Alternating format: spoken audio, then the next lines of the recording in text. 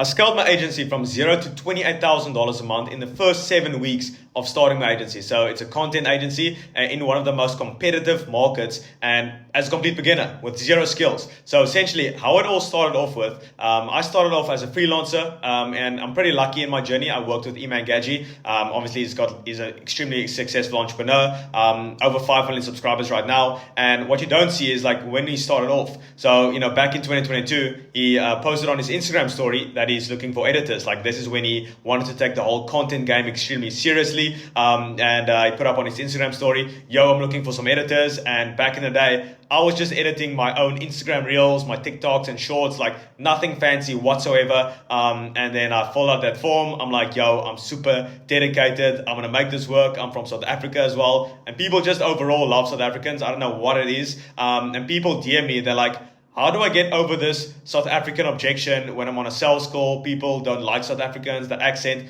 I get the complete opposite. It's a self-fulfilling prophecy. When you believe something, you tend to see it everywhere. And I just believe people love South Africans. And I get that on the calls as well. They're like, oh, I love the accent. So it's what you believe you see. But anyway, filled out that form, and a couple days later, hopped on an interview, not with Iman, but his content manager. And the funny thing is, I had such a shitty laptop. This is just how I started off with. Before that, I lost like 50% of my net worth at the time. I don't even know if you can call that net worth, because it was like my savings. I lost 50% of that on Forex trading. So I was like down in the dumps, making no money.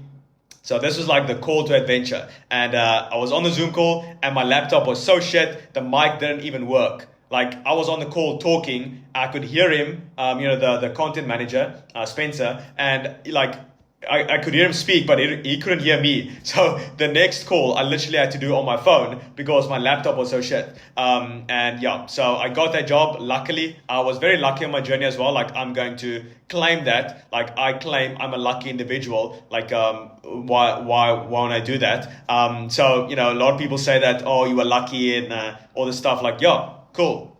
I'm lucky all the time. Like I'm gonna claim that. Anyway.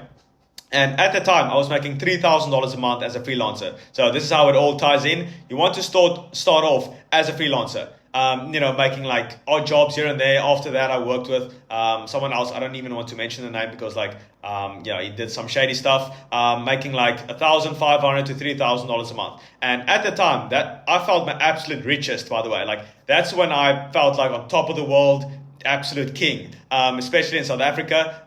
That's incredible money like that. The top business people make around $3,000 to $4,000 a month. And also, it's not about how much you make, it's about how much you save. That's I'm paraphrasing from Tai Lopez here. And he mentions like if you make, let's say $200,000 a year, $100,000 a year, and you move to Thailand or Bali, like you're a millionaire.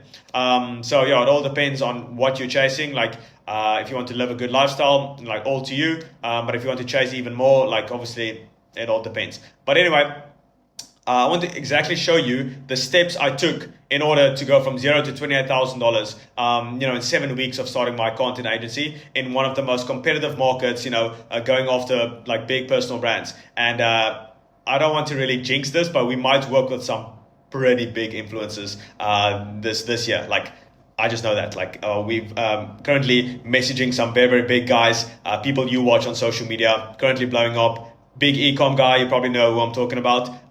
Watch out for that. So I've got my screen right here. I've got a couple notes. So the first one, start with high ticket pricing. This is crucial. Like when you are starting your content agency, you want to charge very, very high ticket, at least like $5,000 to even $20,000 per month. Yeah. So, our prices roughly range from 7.5K to 10K a month. Right? That ranges. So if you sign 5 clients, you're making like 40K a month, right? So you only need to sign 5 clients. And let's take 20K a month, for example. It's much easier to sign 2 clients at $10,000 a month each than it is to sign 10 clients at 2K a month each. Way easier. So charge extremely high ticket, and don't just charge high ticket because you want to. Actually create a compelling and good offer, and also with that a very good service, deliver a very good service to justify that price. One of our clients literally paid us $84,000 in total, like lifetime value $84,000. Like, where do you see that? That's because we have such an amazing service.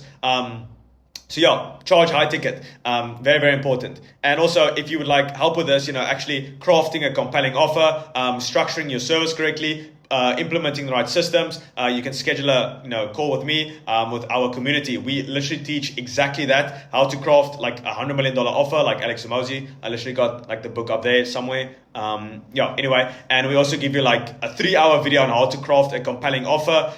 Like I mentioned, how to actually craft the service where you can justify, $7,000 to $10,000 per month, and a client paying you $80,000. Like, where do you hear that? So I give you all of that.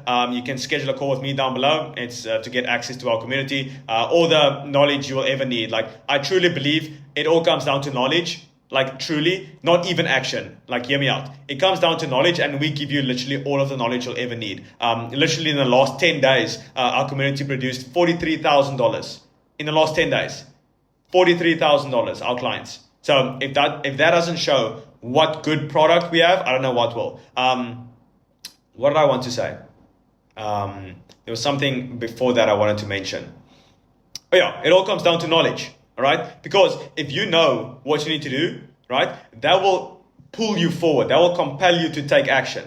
Like, action is a byproduct of having the right knowledge, right? Because if you know you need to do these things, take these steps, like, it will pain you inside to not take action. That's why knowledge is key. Like, knowledge is just like, that's what Ty Lopez literally said, like, knowledge. Like, knowledge is everything, really, because the right knowledge will compel you to take action. And we provide you with all of that. So I don't want to plug too much, but yeah, first link in the description. So number 2, focus on rich people. Like I mentioned, that's how you're going to charge high ticket. Solve rich people problems because they pay better. They're also much better clients. And literally the easiest way, or this the easiest thing. No, what I want to say. The hardest thing, right? It's not the easiest. The hardest thing is to get people on the call. Like, the actual closing part is not even the hardest. The hardest part is actually getting someone on the call, right? And a rich client, or a wealthy client, they are much better people in terms of actual when it comes to business, okay? Like, the whole meme of, when someone pays $50, they're going to be like, this is a big investment. Like, I need to know exactly what I'm getting out of the service. Like, you just need to know this is going to be life-changing. What are the next steps? All of that, constantly pinging you, paying $50. And like the other client paying like $20,000, they're like, wire sent, when do we get started? What's the next steps? So, in terms of business, rich people are just much better clients to serve, all right? So, and also, they value their time way more, right? So they would pay you money in order for you to use your own time. So essentially, when you're starting out, I truly believe the best business to start is a service-based business. That's exactly what we teach in our community as well, is start a service-based business. I don't know any other creator, showing people how to start an agency. Like, a lot of people are teaching how to start a consulting company, coaching, but there are steps to follow. You can't just go straight to consulting and jump straight to coaching. You can't do that. You first need to start with a service-based business, and the best business is agency. And we're doing content agency where we charge $7,000 to $10,000 a month, right? And we show you exactly how to do that. So rich people, they value their time more than money. And obviously you have time but don't have money. So it's a perfect exchange, right? They will give you money so you can use your time in order to deliver this. I can't speak. To deliver the service, right? So it literally works out perfectly, okay? So number 3, you need to leverage skills you already have. Right. So when I was obviously working with Iman Gadji, I had the skill of editing short form content, right? And actually, that's exactly what he needed at the time. So, he wanted people to edit his reels, the whole Iman Gadji reels, best of Iman, all those accounts. Like, I managed like 3 accounts. And obviously edit the content on that. And I had like decent skills, not the craziest skills. Like, I was not the best editor at all, but I was decent. And obviously, if you're doing something 3 hours a day, every single day, you're going to get pretty good. So, the whole definition of entrepreneurship is use what you've got, is being resourceful. That's entrepreneurship. It's like, use what you currently have. So I had the skills of editing, so I just did some freelance work here and there. And obviously, when I worked with Iman Gadji, I could pretty much work with anyone else after that. So in that sense, I was pretty lucky. But, you just have to put yourself out there. Like, my current Instagram editor, he actually scheduled a call for my consulting company. He scheduled a call, and obviously thought he was going to enroll in the community, but he pitched me on his editing services, and I hired him there. So pretty unethical, like not the best move, but still I hired him. He was pretty good editing. So yeah, just put yourself out there as much as possible. And number 4. I briefly mentioned this already, but the hardest part in client acquisition, which we also teach, we teach essentially A to Z, like literally everything. But anyway, getting clients on the call, that's the hardest part of client acquisition. It's not them responding, it's not, sourcing the leads, recording the looms, getting the right script, nothing like that. It's actually getting them on the call. Because if you get them on the call, sunken cost, they're already on the Zoom call, you just don't need to fuck it up. Like that's literally it. Like just don't mess it up. We provide you with literally the best sales script as well. Like literally everything you need. And like I mentioned, the best service or business to start is a service-based business. And it's also pretty cool. Like, my goal with my content agency this year is to get it to 7 figures a year. So roughly $83,000 a month. So that's the goal. We are literally practicing what we're preaching as well. Like we are obviously teaching, how to start your own agency, and we are still like in the trenches, building our agency, scaling our agency, seeing what strategies are working, what's not working, and teaching that. A lot of people, they have like this coaching offer, consulting offer, whatever the case may be, selling a digital product, but they're not actually practicing what they are teaching. And we are in the trenches literally doing that. So we have the latest strategies, the latest everything, and that's why our community is doing so well. So number 5 is, the power of knowledge and community. I briefly mentioned this as well. I just want to touch on it again. Like the only thing that stands between you and where you want to be is knowledge and action. Obviously, it's knowledge and action. But the number one thing is knowledge, because if you know what you need to do, this pain of knowing that you can do it and you know what steps you need to take, this pain inside will drive you to take action anyway. Like, this is where all the source of anxiety and all this depression and all this like negative emotions, that's where that comes from. It's because you know you can do it, you know what you need to do, you've got all the steps lined right in front of you, but you're not taking action. So this pain will drive you to take action. And then obviously iterate it along the way. And you don't have to have this like conscious journaling process of what feedback you need and where you need to iterate. Like your brain knows, like don't do that again. Like your brain autocorrects in a sense, all right, your subconscious mind. So just literally learn and take action. Like that's all you really need. And over a long enough period of time, like you will succeed. I recently watched, or today actually, I watched the podcast from Tom Bilyeu, who's the CEO and founder of Quest, like the protein bar, and Alex Hormozi. And he mentioned, there's actually a tweet I wrote. Let me just pull it up. Let me pull that shit up. It's actually extremely good. Alex Hormozi mentioned that the number one trait he would choose, for any entrepreneur is, resilience? Yeah. So, yeah, I wrote this down. So absolutely love Alex Hormozi's definition of resilience. To give some context, he mentioned it's the number one attribute he would choose if he were to pick one that would serve him best in entrepreneurship. So essentially the definition of resilience, according to Alex Hormozi, is the amount of times, often an adverse experience, that you return to baseline function. So basically, how fast you can bounce back and do the thing again. So I said, absolutely love it. So, how fast you can bounce back and do the thing. So, and that's obviously called iteration.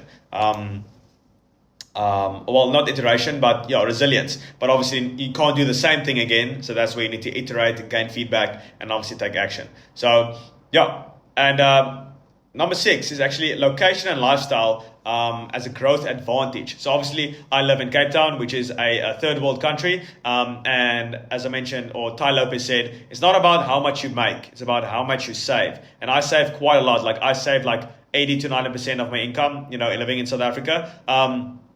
And a lot of people say, oh, you're not pushing yourself and all of that. But like all of my money, where I would have spent that on like lifestyle and improving my lifestyle and like getting the cars. And obviously I travel here and there, but like I don't have any car. Like I don't spend much at all. Like, it's also authentic to me. Like I literally did a personality quiz and I'm like 54 out of 100 when it comes to material things. let's take Iman Gadji, for example. He's actually being extremely authentic with his content, like, with the cars and the travels and Dubai and, the luxury, whatever. Like, he's very authentic because he's very big on material things. Like, that motivates him quite a lot. And I'm not that motivated by material things. I'm 54 out of 100. Like, still a bit. That's why I still travel, maybe rent a cool car here and there, but like, it's not the main thing. And I push myself and essentially, put pressure on myself by putting all of that money into my investments. Like, when it comes to, like, let's say coaching or long-term investments like, stocks, and stuff like that, property. So that's where I, apply pressure to myself. It's not by spending it on lifestyle, but actually spending it on, stuff that will give me a greater return in the future. So, number 7, which is the last one. So do more of what already works. And a lot of people, when they get some success, like, they actually forget the things that got them the success in the first place. Cold email, for example, that got me to like $30,000 a month with my agency. Like, just cold email. So, and now we're implementing even more stuff like cold DMs, we're running ads as well. So, 7 figures is the new goal. And it's around 70% profit margins. So it's pretty decent. And it's probably going to, lower a bit when it comes to spending money on ads. So yeah, that's that. And also with our consulting company, that's like, 90% profit margins, probably a bit lower. But anyway, so doing more of what already works. So let's say they sign clients through cold email. It's like they completely stop that and just do like ads. Like, you still need to keep doing the thing that's working. Okay. And also, just entrepreneurship in general, like, people read a lot of books, they go through a lot of courses, conduct all the sales calls, learn from the mistakes, do everything like that, and that got them the success, right? But when they actually get the success, they forgot what got them the success in the first place. They completely forget because, you can't remember what you ate for breakfast, like, or for dinner 2 weeks and 3 days ago. Like, you can't exactly pinpoint. Our memory fades over time. So, let's say success takes around 2 years. After those 2 years, once you got the success, the outward materialistic success, like, you forgot what got you there in the first place, which is, staying humble, reading books, learning, taking action, working on the main things, not spending money on Rolexes and stuff like that. Like, obviously there's a time and place for that, but excessively spending and, increasing your lifestyle, like, it's not going to be for the long term. Like, I don't know any successful, hyper successful guy who's actually doing that, apart from like Iman and like, some other guys. But, like, if you take the top guys like Steve Jobs, Amazon, like, all of them say, be extremely frugal and check your costs. Like, every single entrepreneur, like every single successful entrepreneur is like, save as much as you can. Like, check your costs. So I don't know where this whole new age thing, obviously there's social media element to it, the social proof and all of that, flexing the lifestyle so you can like, sell your thing. Obviously I understand that, but like, people are doing it way too excessively and that will lead to just, losing all your money in the long term. And that's obviously not what I want. And I'm not very motivated by material things in any case. So I'm pretty lucky in that sense. So yeah, that's essentially that. There's this quote that I just love that I actually coined. Like, I came up with this, which is pretty cool. Sometimes I can't even remember it. It's success is, I already screwed it up. No ways. I got a YouTube video that literally explains this exact phenomena. I'll just pull it up because I don't want to mess it up. It's the type of quality you're going to get on my YouTube. Let's see. Where is it? I know the thumbnail. I think I scrolled past it. It's doing pretty well actually. And it's just me like talking to the camera.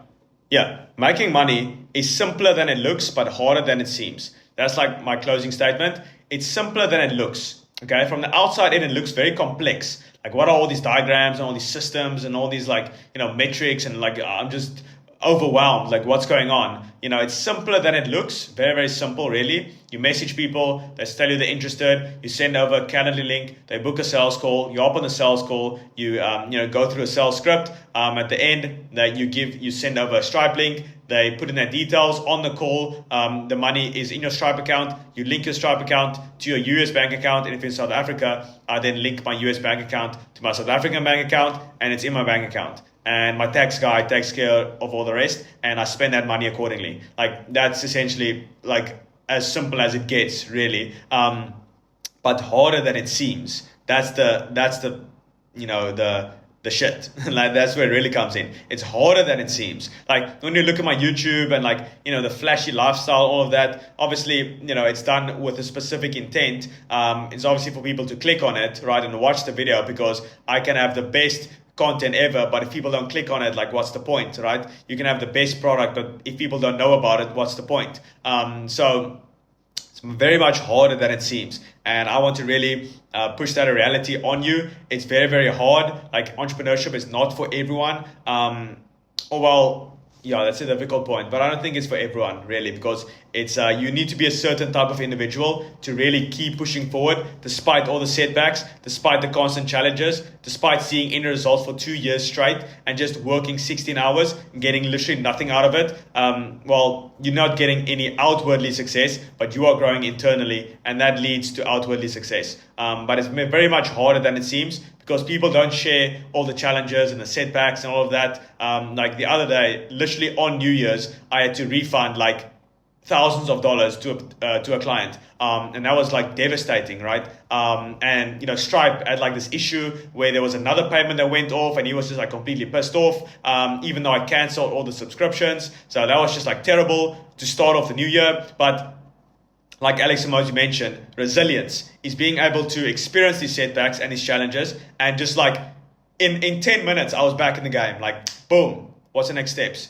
Like unfazed. Like that's the emotion you really want. It's just being completely unfazed and just going like, okay, that happened. What can I learn from it? Boom, next steps. So literally, Alex mentioned is being able to take the actions that you take on a daily basis. Like how fast do you acknowledge the setback, experience the setback, and get back to doing the thing?